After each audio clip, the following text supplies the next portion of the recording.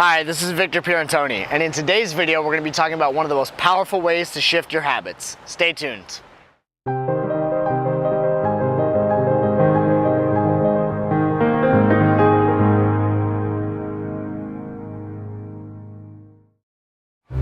So everybody has habits that they want to change, whether it's stopping themselves from overeating, quitting smoking, maybe get themselves away from the habits of being lazy. Maybe they want to get themselves away from the habits of constantly being on their phone or on social media. Whatever it is, we all have habits that we want to change. Things that we do that seem to be very automatic within ourselves that are ultimately not serving us in our lives. So we want to change them. So what is the most powerful way to change a habit? Well, you could go through each habit that you have one by one and battle them all. But habits, they come and they're pretty pervasive along your life. So if you have habits in one area that are disempowering or lazy, like maybe you're lazy when it comes to cleaning your room, just for sake of example, cleaning your room or cleaning your house, then you may be lazy in another area that may transcend, because how we do anything is how we do everything. So even when we're playing games, how we play a game, it may just be a game. We may look at it as just a game, but how we play that game is often a direct correlation to how we do other things in our lives. How we do anything is how we do everything. So what that means ultimately is the way that you are in one area, you'll ultimately be in another. So if you have a habit of going into a state of anxiety around one thing, it may be pervasive in other areas of your life. So how do you change it? You could go through each habit one by one and try battling each of them to try and change it. But really what it comes down to is all habits are contained within a particular identity of a person. So all habits happen within the type of person that you are. So who you say you are and how you define yourself as a person is ultimately going to dictate what types of habits that you have.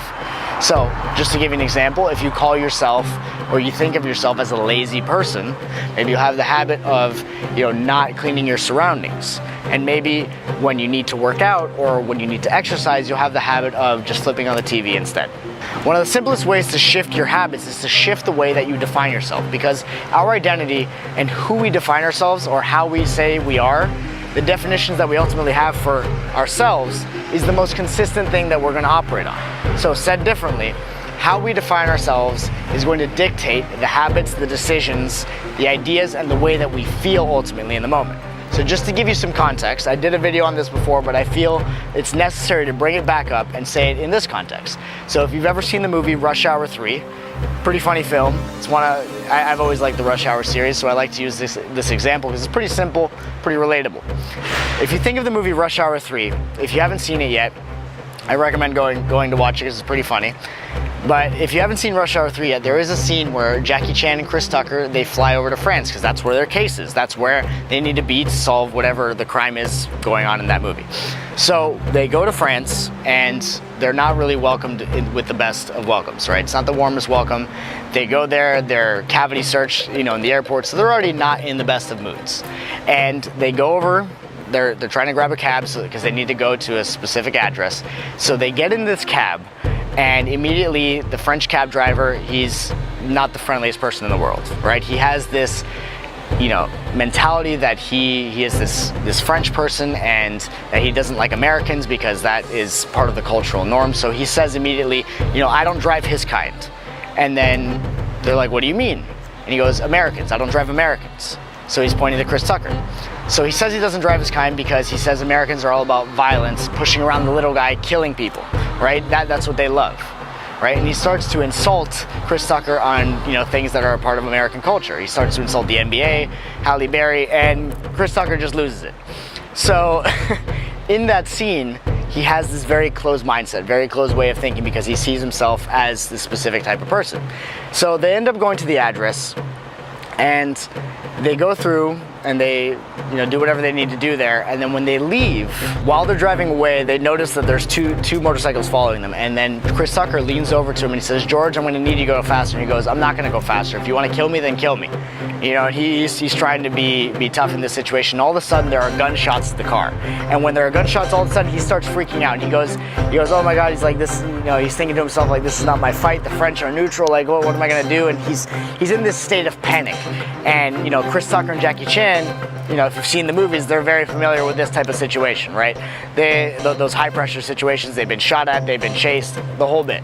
So they're there, and they're obviously more familiar with this. So Chris Tucker leans over to him and he goes, George, he goes, you know, I'm going to need you to focus. And he goes, have you watched American movies before? Or do you like American movies? He says, yes, I do. He goes, okay.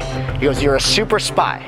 You're a super spy, George. And then George, all of a sudden, he stops. You see him start to change his physiology. He starts to change the way he's feeling. He changes his body posture. He goes, okay, I'm a super spy. And he pushes his hair back. He has this totally new posture. He's not closed in. He's driving in a totally different posture. He's positioned himself as a super spy, right? He's embodying that identity. So he shifts his identity in that moment, and it completely changes the way he's driving, because all of a sudden he makes this hard right turn to evade the people chasing them, and he's driving in, you know, basically what looks like a stunt driver, right? And so George is driving in this way, and he's evading the people chasing them, and just with that change in identity, his entire behavior changed, his whole state changed, and the way he made decisions was completely different.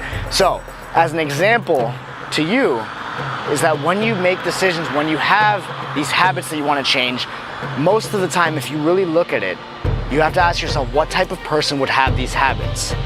And you look at the habits that you have in the way that you define yourself, and then most of the time it reveals that. If you look at yourself as a lazy person, you're going to have the habits of a lazy person.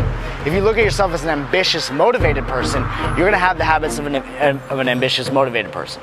So it's a simple shift, but just changing the way you look at yourself and the way you define yourself ultimately will have a great impact, or change the direction at least of how you behave, the habits that you have, the ideas you have, the way you make decisions, and the way you feel overall. Different identities have different habits. Different identities have different emotional states. When you have the identity of a super spy like George, you know, you have that emotional state of total confidence and determination, that certainty. But when you have the identity of maybe just some innocent average person, you know, who is a victim or an innocent bystander in, you know, what's going on, if George looked at himself like that in the movie, then they may have not gotten out alive. So when you change your identity, you change the way you feel emotionally, you change your emotional fuel of choice, you change the habits that you have and the way that you make decisions. So, if there's anything to take away from this video, it's to ask yourself, how am I currently defining myself? Who am I? And how do I need to define myself in order to have the habits, or to make the decisions, or to feel the way that I want to feel? Thank you for watching. If this video helped or added value to your life, please like, share, and subscribe. Otherwise, leave a comment at breakthroughtovictory.com.